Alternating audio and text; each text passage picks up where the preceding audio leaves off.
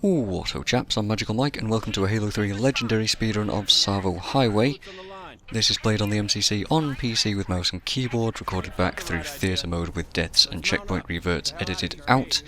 The original run took 6 minutes 44 and with editing puts us at 4:55. So first of all, shoot that marine who's talking to you in the middle, and hopefully that will trigger him to get in your passenger seat of your warthog, because he is the only one in the room that has a battle rifle, and you want him because he's more accurate than everyone else that has assault rifles instead.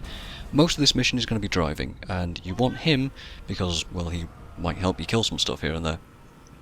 So speaking of driving, make sure you do some practice, because this is pretty much the whole mission. Don't do this, because that's terrible. That's me trying to cut corners. Just go wide there.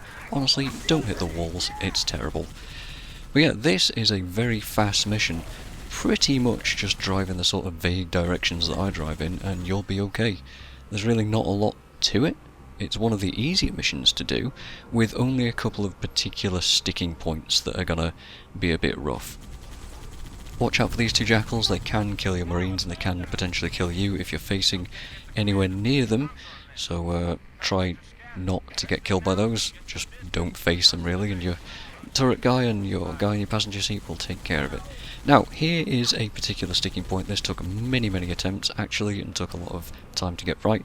Drive directly at the turret that's mounted up there, take a right turn, then take a swipe left, drive towards the next one, and then hopefully don't get sniped, drive towards this ramp, and don't hit any of the rocks and flip, because you will die, and hopefully all of that goes correctly, and you don't get killed. There is a jackal sniper in that mess that can just absolutely kill you in one shot. Very Halo 2, but hopefully you don't get killed and you make it up. Anyway, hit this wall, tag that, get a grav lift through it, or you can just walk around if you're not confident. Flip this other warthog, get in that, abandon your marines. You do not want the marines with you because they will attract attention that you do not want. Drive directly at the turret that's on the left if there is one, otherwise it's on the right, and just hit that force field and chill. Just chill, wait until things have stopped shooting at you. Frag the force field generator, or just melee it if you want to. Jump back into your warthog and drive off to victory. That is most of the difficult stuff in this mission done. There's only, I'd say, one more particular difficult thing, and that's right at the end. Check out that cool view of the Covenant cruiser thingy. I don't know what class of ship it is. And jump out here, throw your grav lift roughly between these barriers, and then drive towards it vaguely, and you'll just easily lift the warthog over this jump and be able to drive it through pretty much the rest of the mission. If you're extremely good and willing to gamble your entire run on this, you can make that without a grav lift. But it's too difficult, so just take a grav lift, easy peasy. Slow down before you get to this pipe, because you'll hit your turret on it and slow down and probably get killed by brute shot guy who did hit me, but didn't kill me. I got lucky there. However, in my unedited run, I actually died a couple of times here by taking weird routes. Just go where I go, mind all this debris, or debris if you want to say it funnily. I like saying it like debris because I'm a fool, and hopefully don't get choppered and flipped and hit in the rocks and all sorts of stuff. Very easy to get that very wrong. Usually you'll be able to splatter one of these brutes, but he ran out of my way, so I just backsmacked him. Usually you'd swap to your BR and just headshot this guy, but here's the assault rifle being terrible. Luckily we're just going to drop that, exchange it for this fuel rod, and a chopper. So the warthog is done at this point. Drive up here, save your boost, hit the boost as soon as you land for an extra quick boost. It's a little known thing about the choppers is that for some reason they go faster when you land from a jump and then boost. I don't know why, physics I guess.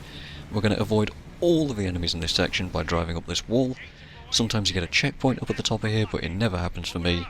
So if you die in this section, which is very likely, then you're going to be looking at like 40 seconds redoing, but it's not a huge deal because you've got plenty of time. Kill as many brutes there as you can, but don't stop. Jump out of your chopper around the Pelican and fire as much as you need at the turret there, the mounted turret, the shade turret, and then bail out to the right, jumping, avoiding as much damage as possible. Underneath this truck, tag this shipping crate, that's very important, and then jump over here without falling off and wait for a checkpoint, which is right there. Swap to the battle rifle, aim at the corner of this sign, and if you have a frag, which you should do, just toss it, and that should, if everything went perfectly, end the mission right there and then. That's a finicky trick. I don't know what specifically causes it to end. I think it might be to do with tagging that shipping crate. If it doesn't end right there and then, you may have either missed the shield, the force field at the end, or you might need to just run further forwards and try and get through the mess of brutes, which is really unpleasant and I don't recommend it. If anything, I'd just say, well, you know what, restart the mission. Par time is 20 minutes for that, and we just did it in like 6 or 5, so yeah, just made up plenty of time. Pretty easy mission, pretty fun one, lots of driving, good time, and next is the Storm. See you then.